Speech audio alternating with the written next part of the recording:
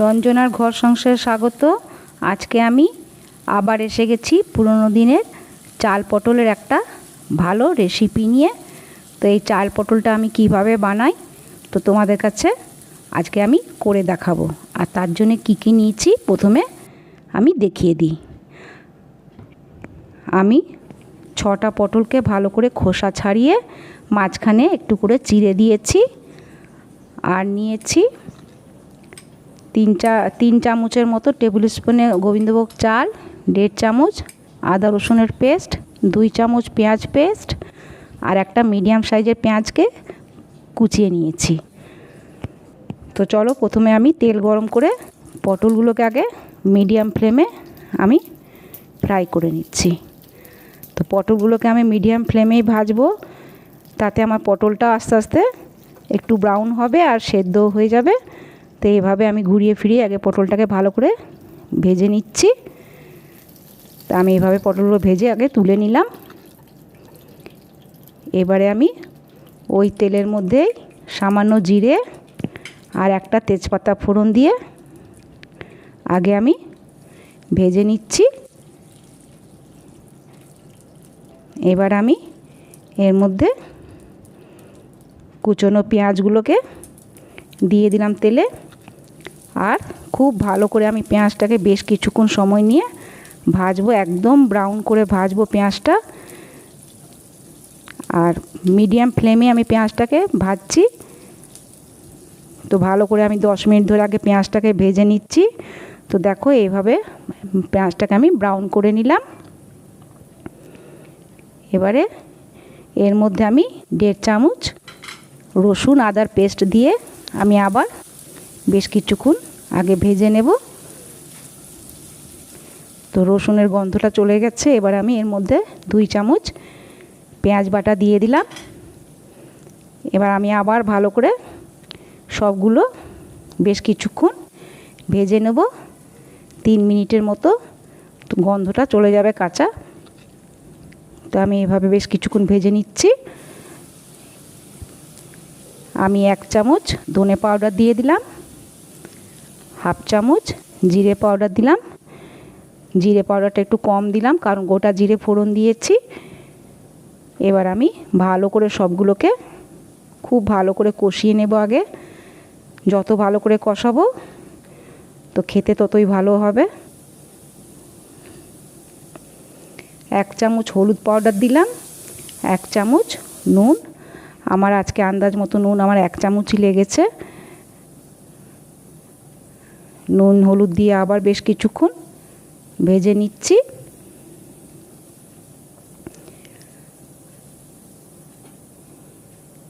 এবার আমি এটাকে কষিয়ে ভালো করে খুব ভালো করে আমাকে কষিয়ে নিতে হবে মশলাটাকে, যাতে কাঁচা গন্ধগুলো চলে যায়।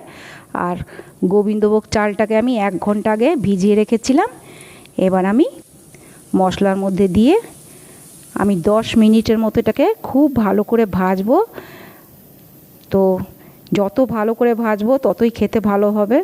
তো চালটা যখন ভাজা হয়ে যাবে তো চালের একদম সাদা একটা কালার চলে আসবে ভাজতে ভাজতে খুব ভালো। আর চালগুলো ফুটতে আরম্ভ করবে, তখনই বুঝতে পারবো যে আমার চালটা ভাজা হয়ে গেছে। তো চলো এখন ভাজি প্রথমে।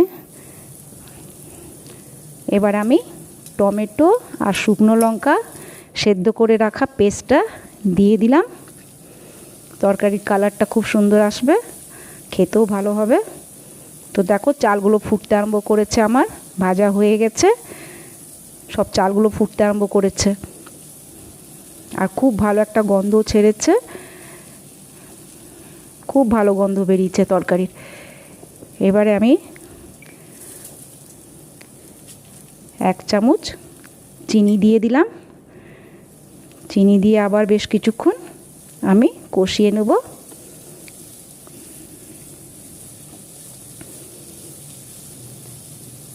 তো আমার মশলা চাল সব কষানো হয়ে গেল। আমি 2 কাপ জল, বেশি করে একটু জল দিয়ে ঝোলটাকে আমি ফুটিয়ে নেব। কারণ চাল যখন ফুটে যাবে তখন ঝোলটা একদম টেনে নেবে। তো আমি এখন 2 কাপ জল দিয়ে 10 মিনিট ভালো করে হাই ফ্লেমে ফুটিয়ে নিলাম। তো দেখো আমার ফুটে গেল, এরকমভাবে তৈরি হয়ে গেছে গ্রেভি আমার।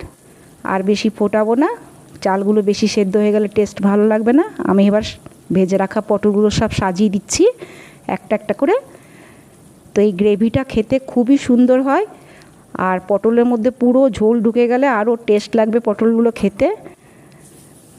এবার আমি ভালো করে মিশিয়ে নেবো সব চালের সাথে, পটলগুলোকে ভালো করে আমি মাখিয়ে নিচ্ছি।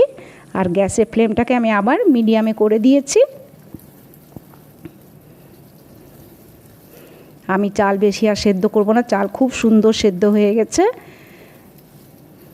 তা আমি পুরো মাখিয়ে নিচ্ছি আগে ভালো করে, পটলের সঙ্গে মিলিয়ে দিলাম। 1 চামচ ঘি দিয়ে দিচ্ছি। নামাবার আগে ঘি আর গরম মশলা দিলে তো তরকারির টেস্ট আরও বেড়ে যায়। তো আমি 1 চামচ ঘি দিয়ে দিলাম। ঘি দিয়ে আরেকবার ভালো করে মিলিয়ে নেব। প্রথমে